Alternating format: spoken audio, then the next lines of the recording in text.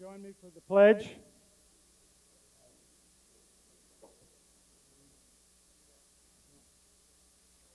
Pledge allegiance to the flag of the United States of America and to the republic for which it stands, one nation under God, indivisible, with liberty and justice for all. Thank you.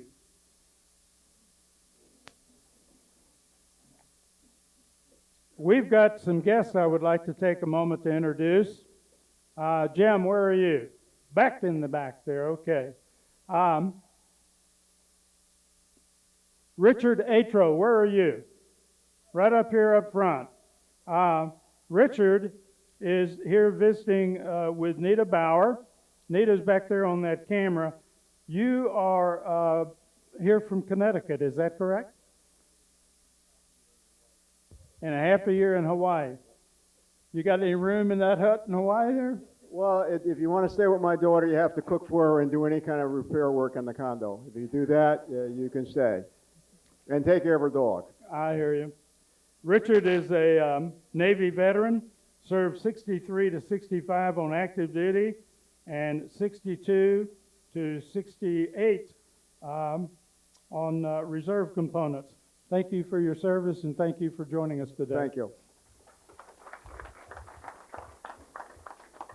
Also, Scott Greener. Where are you, Scott? Way over there on that side. Scott is here as a from Iowa as a guest of Luke. Is that correct? Luke, yes, sir. Are you staying with Luke? No, we're in the same RV park. So You're fortunate not to have to be staying with Luke. I get my exposure, that's for sure. So you're down at Sunrise. Correct. And you'll be heading back to Iowa here pretty soon? 1st April, we'll start the journey back. Hope to not arrive until the frost is done. We're glad to have you with us. Thank you for joining us. Thank you for having me. Also, I would like to introduce Rick Hardina. Rick, would you please stand for a moment? Folks, Rick is the president of Honor Flight Arizona. As you are aware, Honor Flight has been a program that has been going on now for a number of years and allowing our veterans to have an opportunity to visit Washington, D.C., a number of the memorials there. And Rick will be coming back to our group here in the next couple of weeks, and will be doing a presentation in reference to Honor Flight. But one thing I would like to ask today is if you are a World War II era or a Korean War era veteran, not necessarily having served during the time of war, but in that era, I would appreciate it very much so if you would visit with Rick immediately following this meeting. He'll be here because we definitely want to be able to prioritize our World War II and Korean War era veterans for Honor Flight. Honor Flight fall is coming up, so please. We'll be here, and we're ready to sign you up and get you out of Sky Harbor immediately. Rick will be right at this table, so please see him if you are a World War II or Korean War era vet. Joining him is Diana Johnson. Diana, will you stand, please? Diana also is with Honor Flight Arizona, and she is the medical coordinator for that group. And she is a United States Navy Reserve from 1990 to 1996. Is that correct? Correct. Thank you for joining us today. Appreciate what you're doing with Honor Flight. Thank you. Also, Nancy Keller Crenshaw. Nancy is sitting right over here. Nancy is a Michiganite, and I think that you are a winter visitor also. Is that correct? Yes. Okay. Nancy is a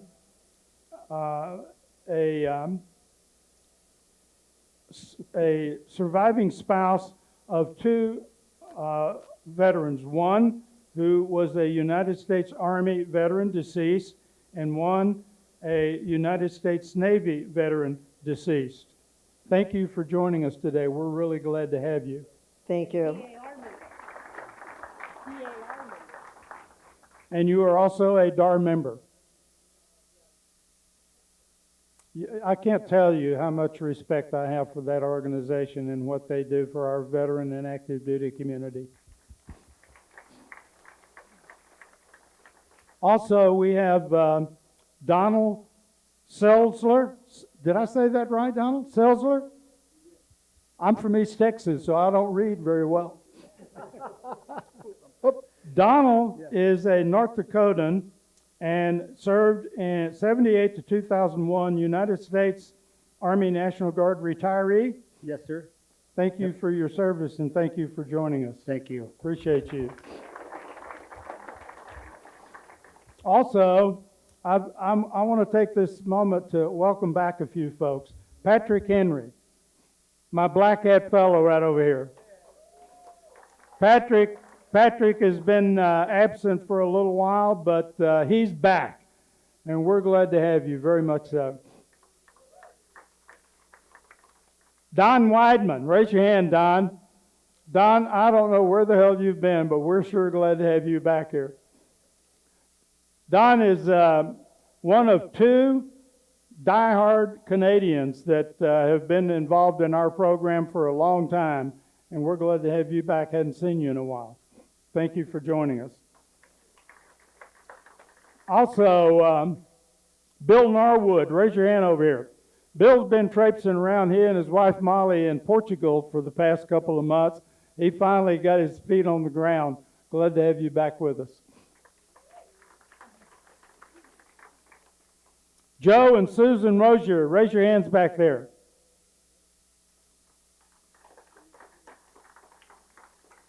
Joe is a United States Marine Corps commissioned officer retiree. For a number of years now, Joe has also been involved with the Billy Graham Rapid Response Team.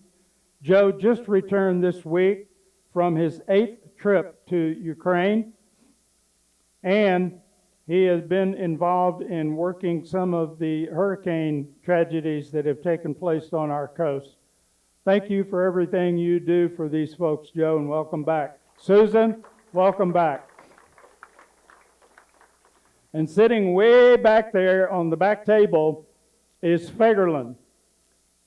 That is it, Fagerland, because we got a bunch of Fagerland back there. Raise your hands, guys.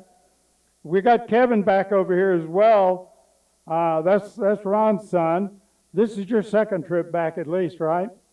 Glad to have you join us. Thank you very, very much. So can I have a hooah for all of these guests and returnees? Oh, one more. Brian Sanderson. Brian, where are you? Brian's sitting back here in the back. Brian, you're a Las Palmas Grand resident. I am. Why don't I recognize you? I'm too new for you. How new is new? Since November. Well, welcome to LPG, and more importantly, welcome to Red Friday. Thank you. Thank you for joining us. Appreciate it very much. Come back and see us. Again, may I have a hooah for all of our guests? Did you folks enjoy those pre-breakfast donuts this morning? There are a ton of them. We had the designated party to bring in donuts, and they brought in 10 dozen, and then that was supplemented by Tom Wynn. Tom, where are you? Tom, raise your hand. Tom brought in another 5 dozen. If you need donuts when you leave here, there are going to be plenty of donuts, because my count says we have 105 here today, present, 105. So those donuts were delivered in honor of our members that will celebrate a birthday this month in March. And they were made available to us by a couple of volunteers that I definitely want to recognize. They came in, dropped them off, and had to leave to go to Prescott because One of them is celebrating a birthday today. Ted and Karen Confederac supplied those donuts for us today. And I think that even in their absence, we owe them a hooah. They'll be able to see that on YouTube. Now, those of you that are celebrating a birthday in the month of March, please stand. If you're celebrating a birthday in the month of March, please stand. All right, we've got a few coming up here. Fantastic. Happy birthday. Let's give these celebrants a hooah. Those extra donuts are for you, specifically for you. You know, unfortunately, I did not know he was going to have to leave today, but it makes it my job so much easier if I'm going to throw darts at somebody. And Ted bailed on me this morning, but I'm sure most of you know Colonel Ted Confederac, and he normally sits right over here with his wife Karen. Well, Colonel Confederac retired from the Army following a 30-year career, moved to the Valley, and then he taught high school Army Junior ROTC here in the Valley for more than a dozen years. So when Ted's application was finally approved to enter the Army Junior ROTC instructor program, he was offered one of the rowdiest and toughest schools in the Valley as his first assignment, and he gladly accepted the job. But right before the school year started, Ted hurt his back, and he had to wear this hard plastic body cast that covered his upper body. Well, luckily, the cast fit perfectly under his Army uniform shirt and jacket, so it wasn't noticeable at all. Come to find out, on Ted's first day in class, he had some of the toughest kids in the school that had signed up for the Army Junior ROTC program. Now, these rather unruly and lively kids had already heard that their new instructor was a former Army Airborne Ranger, qualified soldier. And they were ready to see just how far they could push him. Well, staying calm and collected, the colonel walked into the rather hectic desk, sat down, got up, went over and opened a window real wide, then came back, sat down at his desk. But this sudden gust of wind made his tie flap around.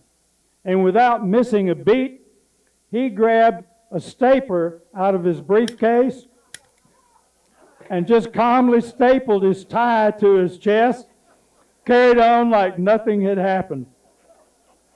Classroom went completely silent. That's what I call bringing a class to order with an Army Ranger spin. Needless to say, the rest of the year went pretty well for the colonel.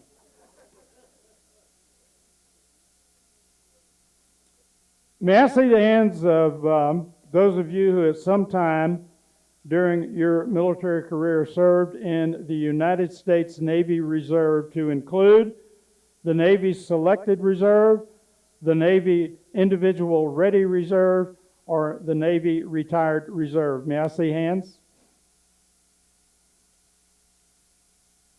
Got quite a few in here.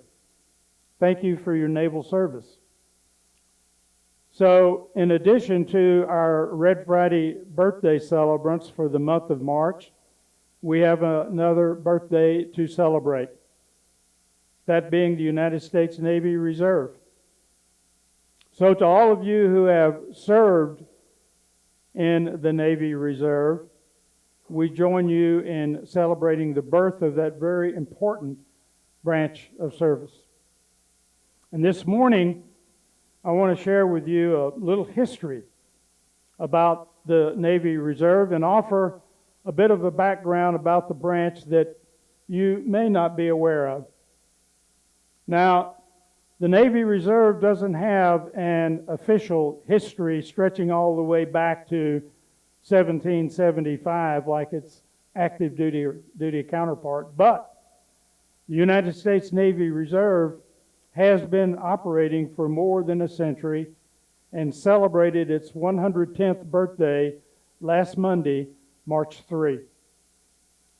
So you may ask, what does the Navy Reserve do?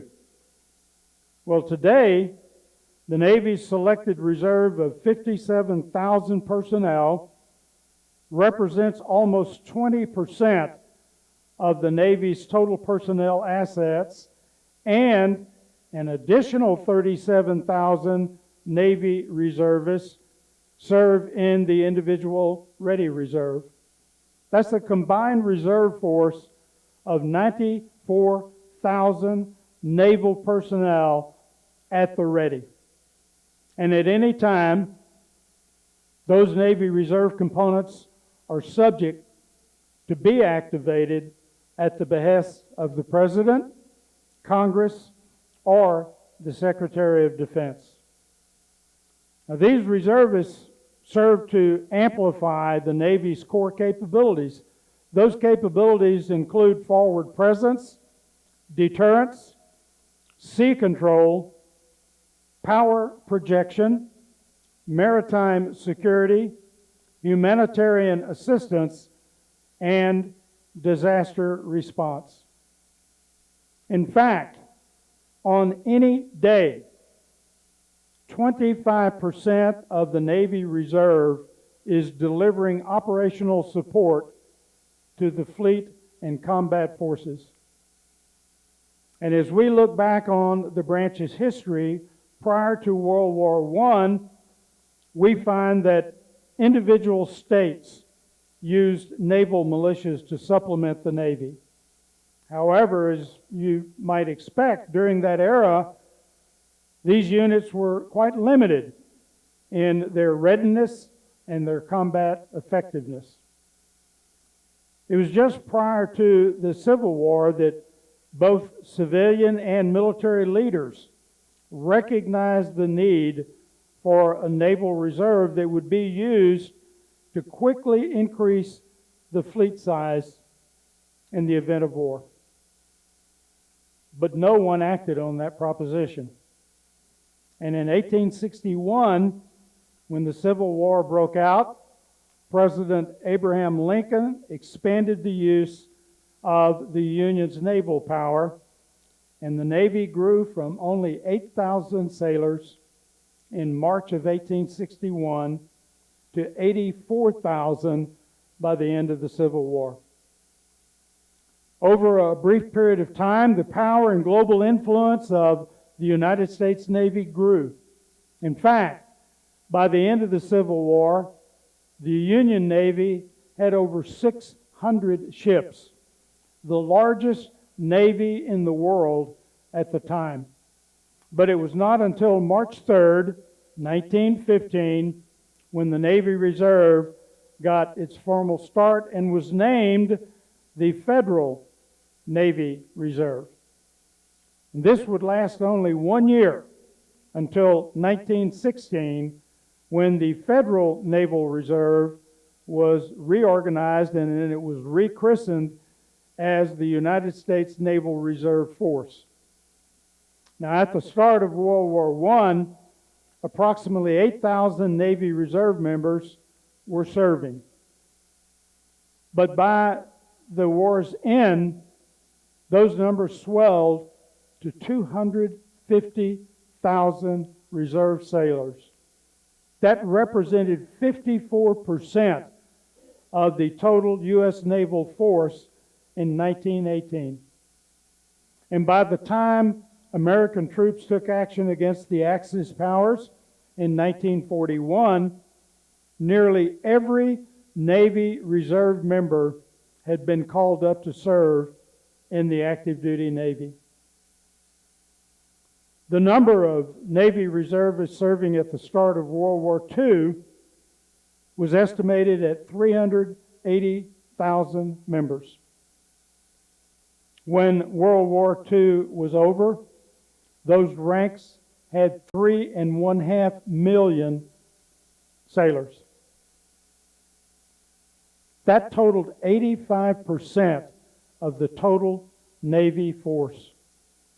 That number included 5 future U.S. presidents and 15 recipients of the Medal of Honor.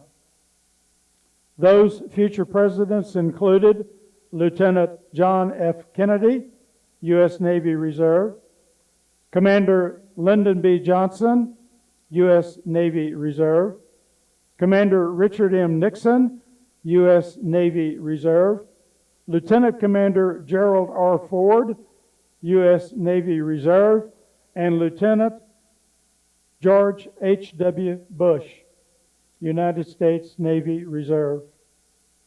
So, the idea behind any reserve military force is to provide options for the expansion of the active duty force when required, and to return to a smaller size when needed to do so via a reduction in force process.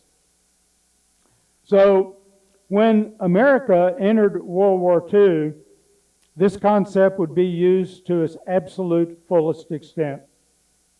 Eventually, all of the reserve members who served on active duty would need to return to reserve status, and the U.S. military would rescale itself for peacetime operations. Now, with the advent of the Cold War in 1947, the Navy Reserve would be an important component of the Cold War mission. And by the end of the Cold War and the collapse of the Soviet Union in 1991, the reserve mission would mark a change in how reserve forces overall would be employed. From 1990 to 1991, approximately 21,000 naval reservists were deployed to the Middle East in support of operations Desert Shield and Desert Storm in the Gulf War. There have been over 93,000 mobilizations of selected Navy reservists since September 11, 2001. More than 4,500 deployments by Navy reservists serving in full-time support. And mobilizations have been in support of the global war on terrorism and other national requirements. Approximately 52,000 of those Navy reservists were mobilized and deployed to serve in Iraq and Afghanistan, including 8,000 who completed a second combat tour there. Now, unquestionably, the greater resilience on reserve troops and the multiple deployments that have been experienced over the past couple of decades, that would mark a very, very important turning point for reserve forces in general. It would basically usher in the modern day incarnation of reserve duty. And my goodness, has that changed. Today, when joining the Navy Reserves, individuals commit to serving for a specified period, usually ranging from 2 to 6 years. The contract length can vary depending on factors such as the type of enlistment, your military occupational specialty, and your educational level. And as of October 2020, the United States Navy military service obligation for new active duty enlistments and commissioning contracts include a minimum of 4 years of active duty service, followed by up to 2 years of selected reserve service and 2 years of individual ready reserve service. Total, 8 years. Retirees with 20 plus years of service fall under the category of retired reserves. and can be called upon and activated. Now, you may note there is no option to join the Marine Corps Reserve before serving on active duty, according to this chart. So anyone who may assume that the Navy Reserve, or for that matter, any U.S. Armed Forces Reserve component, is not sufficiently trained and readily capable of activation and deployment should think again. The motto, "Ready now, anytime, anywhere," represents the Navy's reserve's readiness, flexibility, and their ability to deploy quickly and cost effectively. And they've been proven to do that time and time again throughout their 110-year history. So today, we extend a resounding, albeit belated, happy birthday to the United States Navy Reserve, and we salute those who have served in its ranks.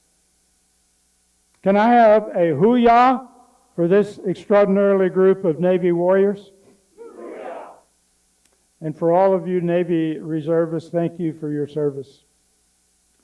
Now, speaking of the U.S. Navy, I also want to announce that last Wednesday, March 5th, marked the 83rd birthday of the United States Navy Seabees.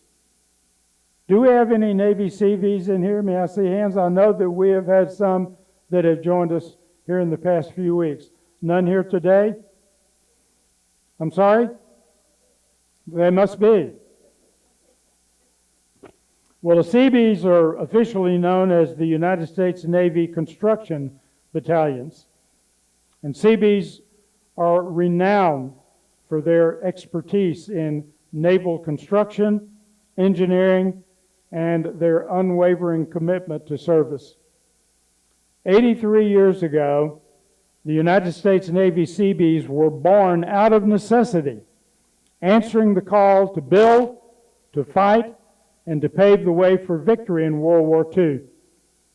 Since then, they've constructed airstrips on remote islands, they've built schools and hospitals in communities in need, and they've provided critical disaster relief worldwide, all while standing ready to defend what they built.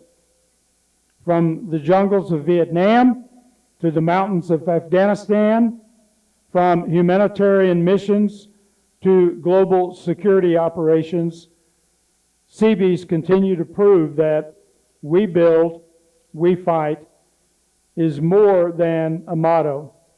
It's certainly a legacy of service and resilience. Now, because of their close association with the Marine Corps, the Seabee chant is not the Navy hoo-yah, but rather the Corps' oorah. So may I have a Seabee oorah for these fine veterans of the United States Navy Construction Battalions. Oorah. Happy birthday, Seabees. Chuck Byers, raise your hand, please. You know, most of you have met Chuck. He's become a quite regular fixture at our R.E.D. assemblies.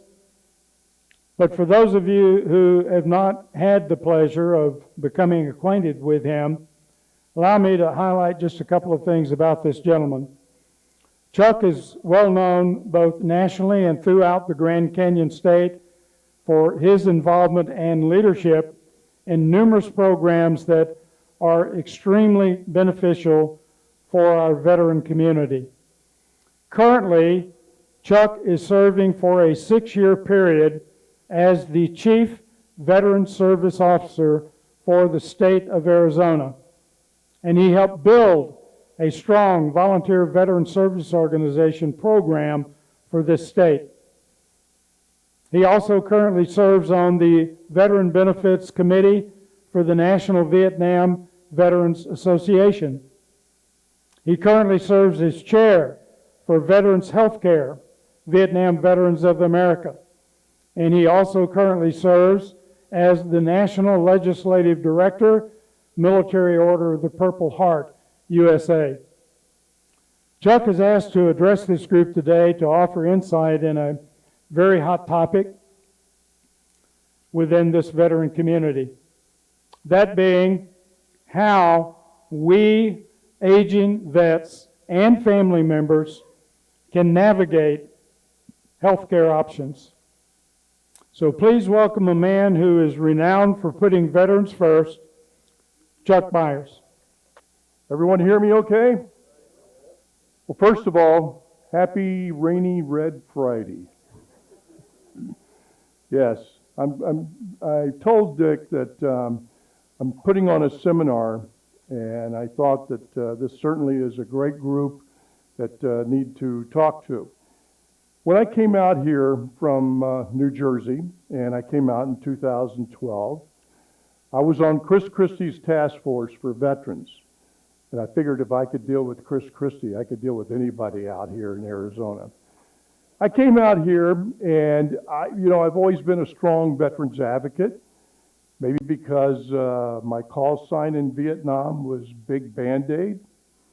I was a combat medic, and when they called for doc, medic, corpsman, whatever, we didn't yell back, we don't make house calls, take 2 APCs and call me in the morning. We were there. So I've always felt that I've been a strong advocate for veterans and veterans programs. And healthcare has been one of my all leading time things to do. And especially with the toxic exposure. And I was here before, I talked a little bit about toxic exposure with the women in McClellan, Alabama, and what we have with that. But now, the bigger thing is, by show of hands, how many here, and ladies, you don't have to if you don't want, are over age 75 or up? Yes. The silver tsunami is coming, right?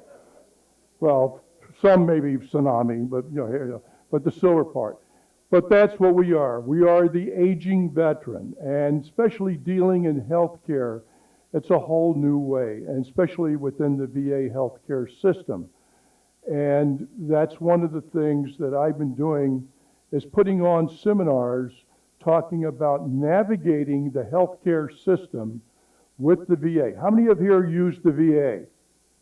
Quite a few, okay? And some of you don't use the VA. That's fine, because this whole navigating the healthcare is affecting everything, especially now. So I'm putting on these seminars, and that's kind of what I'm here, is to promote this seminar that's coming up on March 22nd. Do we have a graphic up there? Where is it? Okay, very good. So, navigating the healthcare options for the aging veteran and his family. That's the title of what we have. That's going to be Sunday, and that's going to be March 22nd from 9 to noon. I'm sorry, Saturday, yes. It's Saturday. And post number 2 at the American Legion, which is over by South Industrial Parkway. They have a large room like this, and they were so nice to give us this place to hold this seminar. And what we're doing is that in the healthcare side, and what I'm seeing is that by the time we get up to where we are now, we're so polypharmacy, medications, and sometimes these medications are actually causing more complications than what they have. So we're going to be talking a lot about this and about working and understanding and navigating this whole complex healthcare system with that. And the VA has some new programs, and a lot of you don't even know what some of these new programs are that are using the VA. The VA will be there. I have a gerontologist. That's the new word. We're all now can be part of gerontology. Geriatrics. I got pediatrics and all. Now we're with geriatrics. But there's a whole new way of looking at, again, the polypharmacy, the cascading of medications, and things like that that we need to look at and how we can better control that. So this is going to be focusing on a program called VHRC. It's Veterans Health Resource Center. And the VA has this new program where they're going and they're putting together a whole, what they call Jerry Pack. So if you go to your internal medicine or you have your primary care physician, you now can go to a geriatrician. You can go see a Jerry Pack. And the Jerry Pack does things a little different. The Jerry Pack looks at you as a whole, and they start looking at this whole thing with medication. The VA is great at handing out medication, and you know they treat symptoms. I can't sleep, here I got something for that. I can't pee, I got something for that. Now, they keep giving you all these different things, but they don't realize that some of the medications that are in the formulary are old. And the reason the VA continues to use these medications is because it's cheap. You know, everybody starts on blood pressure medication. You know, they give you blood pressure, maybe because you sat down and they're trying to control the blood pressure. And anybody have white coat hypertensive? Huh? Yeah. It's just something that happens. You get there, as soon as they put that blood pressure cuff on you, automatic you're thinking, oh, here we go, you know, and your blood pressure goes up. And they keep putting you on the medication, and sometimes they put medication on top of that medication. And that medication is you know, sometimes cascades, and we have other complications that happen with that. So you're going to hear from a geriatrician. You're going to hear from Dr. Doug Sander, which is a gerontologist, and he's going to be talking a lot about, because as we get older, we metabolize medication different. So it's not like we were younger, we take medication, you know, it goes right through it's all about metabolism. And we're going to be talking a little bit about when we talk about that, on that. So navigating the healthcare system, how to maximize benefits using the VA. Some of you that maybe aren't in the VA healthcare system that tried to get into VA healthcare system. If you served during wartime, if you served in Vietnam, the PACT Act, you can become eligible. It's not about income threshold anymore. You can become eligible. So what the VA has, and I really like, is they have a great, anybody use the VA hearing aids?